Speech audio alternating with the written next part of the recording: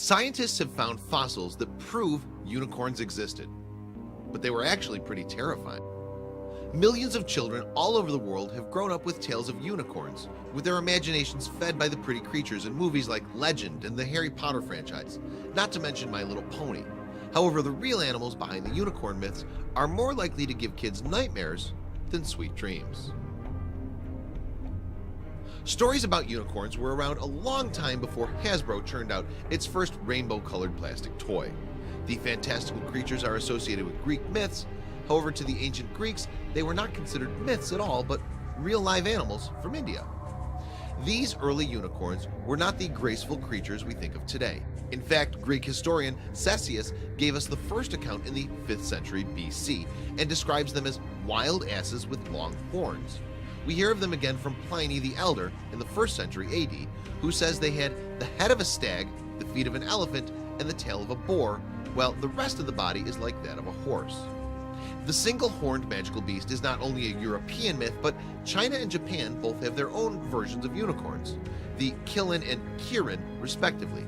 The Qilin was said to appear before the birth or death of someone important. It wasn't particularly horse-like though, with a curled horn and a scaly green deer's body and a lion's head.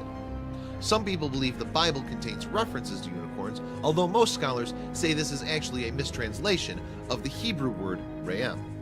These creatures are mentioned 9 times in the Bible, where they're symbols of strength, but the word most likely refers to an ancient variety of ox. Strength continued to be one of the attributes assigned to unicorns into the Middle Ages. An Alexandrian merchant and traveler from the 6th century, Cosmas Indikapliostis, passed on Ethiopian accounts of the unicorn being a ferocious beast with its power originating in its horn. Saint Isidore of Seville, who lived in the 7th century, also described the unicorn as a strong animal able to kill elephants by stabbing them in the stomach. During this time, unicorns weren't all mystical horses yet, sometimes still being described as more like asses or goats. In medieval times, many also thought that unicorn horns were composed of a substance called alicorn. They were believed to have magical properties capable of neutralizing poison and curing mental and physical disease. One group to profit especially from this belief were the Vikings, who ran a thriving trade in narwhal horns from the Arctic Ocean, which they sold as unicorn horns. Other real animals that may have inspired the unicorn myth are the oryx, eland, and oryx, and perhaps 2-horned animals that lost a horn through a mutation or a fight. Another possibility is the Indian rhinoceros, and as we'll see, something like a rhinoceros might actually be the origin of the unicorn myth. Then in 1808, a newly discovered species called Elasmotherium was named after Gotthard Fischer von Waldheim, director of the Natural History Museum at Moscow State University. Previously, the Elasmotherium had only been identified by fossils and was believed to have been extinct for 350,000 years. Brandt suspected the Siberian Elasmotherium of being the basis of a Tatar myth about a unicorn with a gigantic horn. However, since the Elasmotherium was thought to have disappeared about 350,000 years ago, no humans would have been around to see them. Then in March of last year, the skull of an Elasmotherium was unearthed in Kazakhstan, putting the date of extinction much later, only 29,000 years ago. Now there was at least a chance that Elasmotherium would have been around long enough to be seen by humans and inspire the unicorn legend. Unfortunately, for those who like to think of unicorns as the graceful white-haired horses that feature on posters, usually with a rainbow in the background, the Elasmotherium was not quite so dainty. Rather than being an ethereal pony, it was closer to being a terrifying monster rhinoceros. The Siberian Elasmotherium would have been an intimidating sight, standing around 6 or 7 feet tall and 15 feet long, most likely covered in fur like a mammoth. These mighty animals weighed 4.5 tons.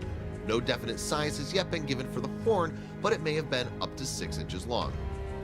As its name suggests, the Siberian Elasmotherium roamed western Siberia. They were also to be found in southwestern Russia and further south into Eastern Europe.